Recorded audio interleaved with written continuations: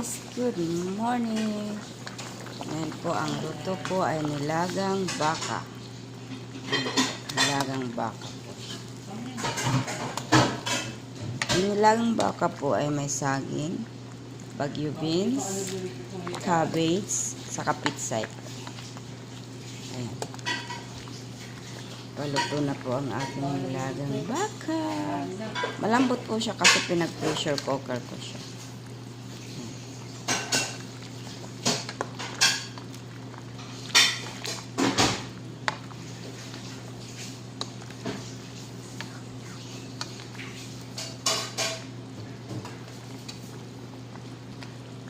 Nilagang baka.